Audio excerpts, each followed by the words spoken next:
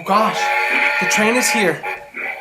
Boys and girls, grab your things. Let's go. We can't miss this. Oh, hi. Hello. Welcome. So kind of you to join me. Make a wish and let your dreams stay fly. Oh, do please grab your hat, we're flying, it'll be a delight. Open up your eyes to the magical skies, so full of wonder, fun, adventure, a jolly grand time. Are you ready for another story time? Delira and Xera, Turkey tickle, there's sparkling no time.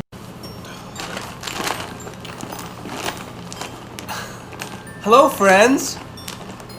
What a lovely surprise. I was just about to visit Santa at the North Pole. He wants some milk. He has also asked me to take him this special notebook. It contains the list. You know, the list. The list? Yeah, the nice and naughty list. What's that? You'd love to come along? Gee, I don't know. You'll need to ask your parents for permission, pack some stuff. Oh, you already have? They said yes? Stupendous!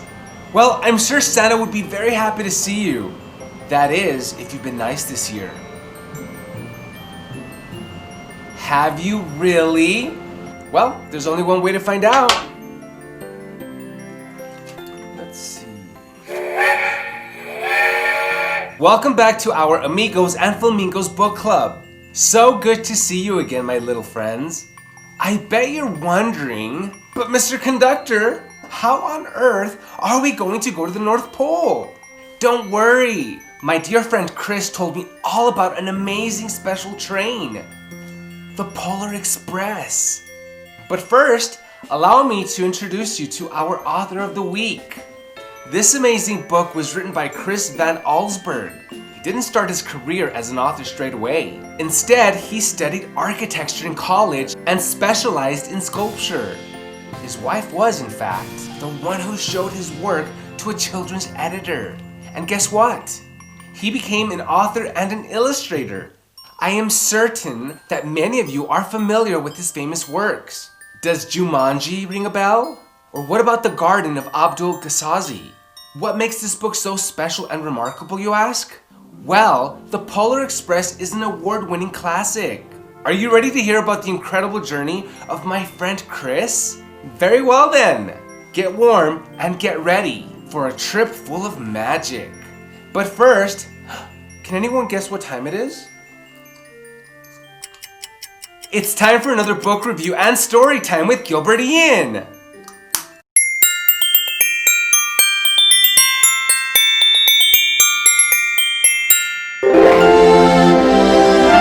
The Polar Express, written by Chris van Allsburg.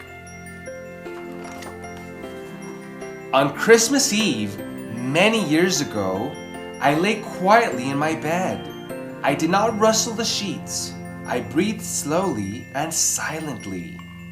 I was listening for a sound a friend had told me I'd never hear. The ringing bells of Santa's sleigh. There is no Santa, my friend had insisted, but I knew he was wrong. Late that night, I did hear sounds, though not of ringing bells.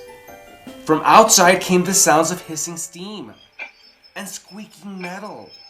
I looked through my window and saw a train standing perfectly still in front of my house.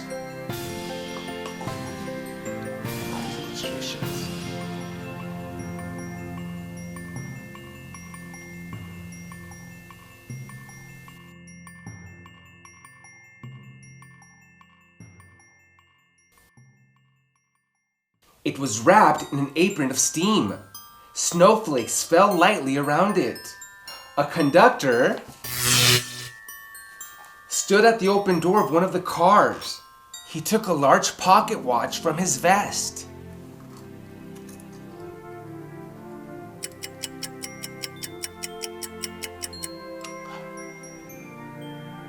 Then looked up at my window. I put on my slippers and robe. I tiptoed downstairs and out the door. "All aboard!" the conductor cried out. I ran up to him. "Well," he said, "are you coming?" "Where?" I asked. "Why, to the North Pole, of course," was his answer. I took his outstretched hand and he pulled me aboard.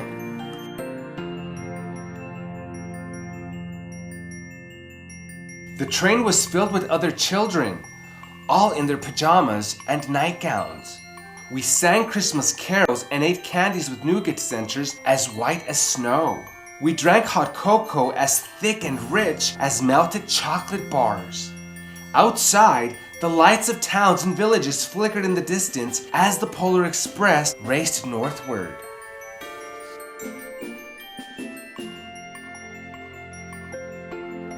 Soon there were no more lights to be seen. We traveled through cold, dark forests where lean wolves roamed and white-tailed rabbits hid from our train as it thundered through the quiet wilderness.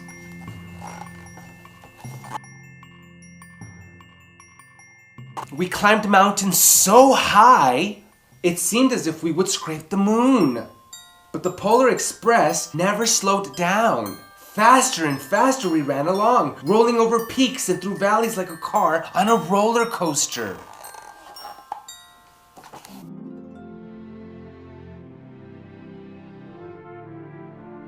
The mountains turned into hills, the hills to snow-covered plains. We crossed a barren desert of ice, the great polar ice cap. Lights appeared in the distance. They looked like the lights of a strange ocean line sailing on a frozen sea. "There is the North Pole," said the conductor.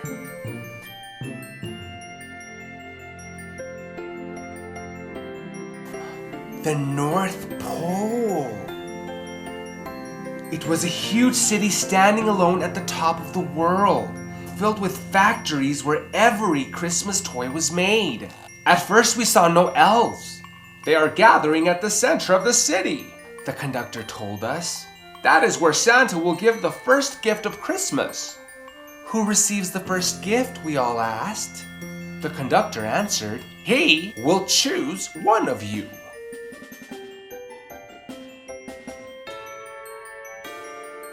Boys and girls, do you recall what I said a few moments ago? The little blue book with the list? The naughty and nice list. "Look!" shouted one of the children. "The elves!" Outside we saw hundreds of elves.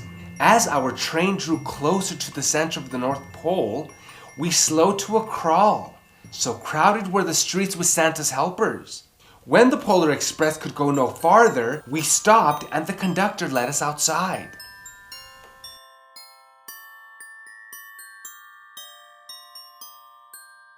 Holy cow. Boys and girls, do you see all of these elves? Look, there's so many of them. Holy guacamole!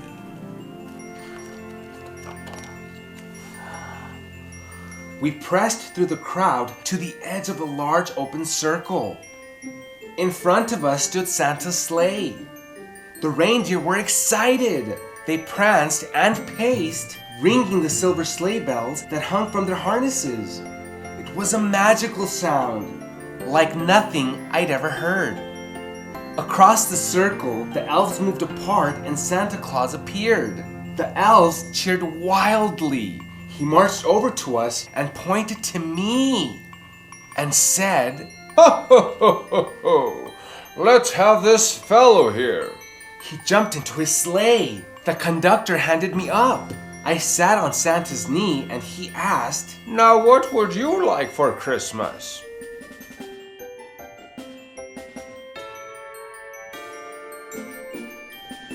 I knew that I could have any gift I could imagine, but the one thing I wanted most for Christmas was not inside Santa's big bag. What I wanted more than anything was one silver bell from Santa's sleigh. When I asked, Santa smiled. Then he gave me a hug and told an elf to cut a bell from a reindeer's harness. The elf tossed it up to Santa. He stood holding the bell high above him and called out, "Ho, ho, ho, ho, ho! The first gift of Christmas!" A clock struck midnight as the elves roared their approval. Santa handed the bell to me, and I put it in my bathrobe pocket. The conductor helped me down from the sleigh. Santa shouted out the reindeers' names and cracked his whip. His team charged forward and climbed into the air. Santa circled once above us, then disappeared in the cold, dark polar sky. As soon as we were back inside the Polar Express, the other children asked to see the bell. I reached into my pocket, but the only thing I felt was a hole. I had lost the silver bell from Santa Claus' sleigh. "Let's hurry outside and look for it," one of the children said, but the train gave a sudden lurch and started moving. We were on our way home.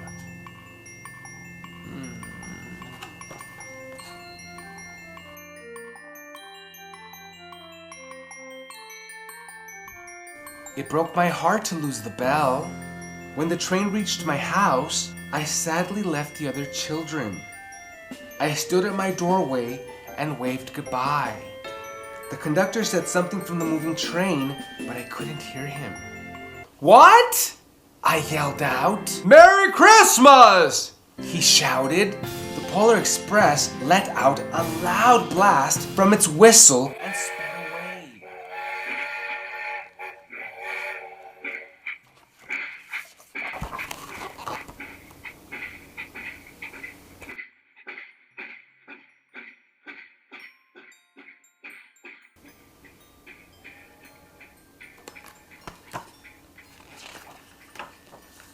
On Christmas morning, my little sister Sarah and I opened our presents. When it looked as if everything had been unwrapped, Sarah found one last small box behind the tree. It had my name on it. Inside was the silver bell. There was a note. Found this on the seat of my sleigh. Fix that hole in your pocket. Signed, Mr. C. I shook the bell. It made the most beautiful sound my sister and I had ever heard. But my mother said, "Oh, that's too bad," Yes, said my father. it's broken. When I'd shaken the bell, my parents had not heard a sound.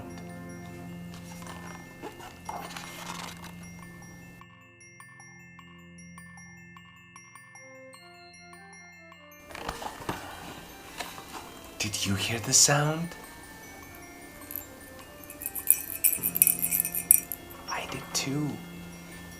At one time, most of my friends could hear the bell, but as years passed, it fell silent for all of them.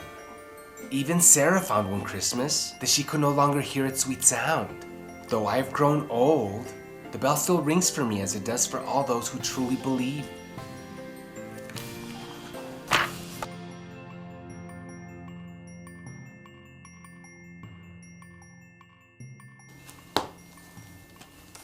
The end.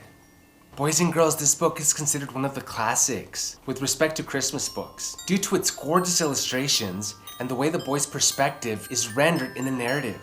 We find the description of candy, hot chocolate, and other small details to be fascinating, all told in a way that are sure to make children pay close attention. It's a great story for both adults and children, as it dives in the theme of faith that can be applied to any area of our lives.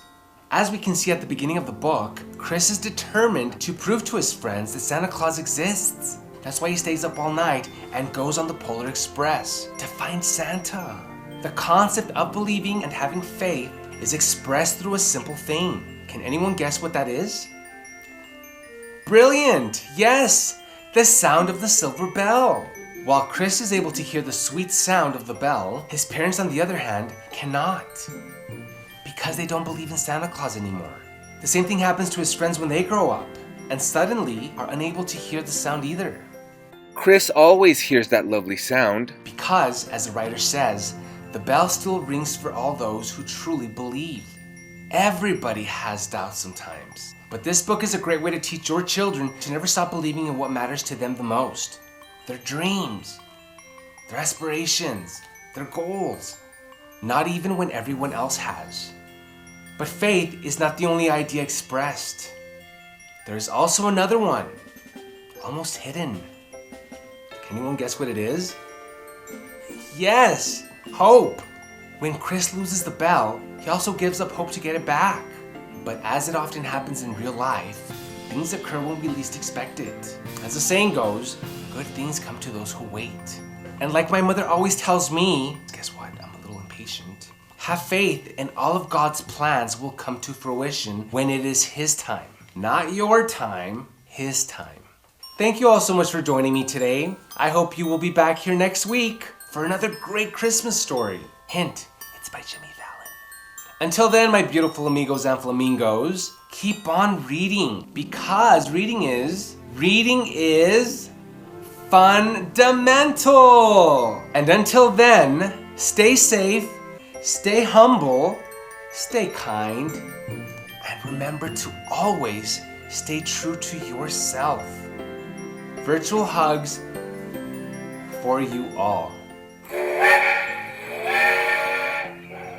Oh gosh, the train is here. Boys and girls, grab your things. Let's go, let's go. We can't miss this. What time is it? Oh God, is it time? It's time. Oh gosh, it's time. Oh, we're gonna miss this. Okay, grab my book, Santa's milk. Got my backpack, got my bags. Boys and girls, let's go. We're gonna miss this. Come on, let's go. Oh no. Gosh, I almost forgot the naughty and nice list.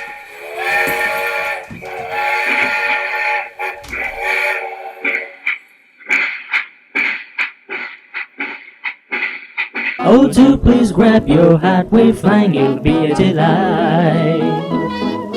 Open up your eyes to the magical skies, so full of wonder, fun, adventure, a jolly grand time.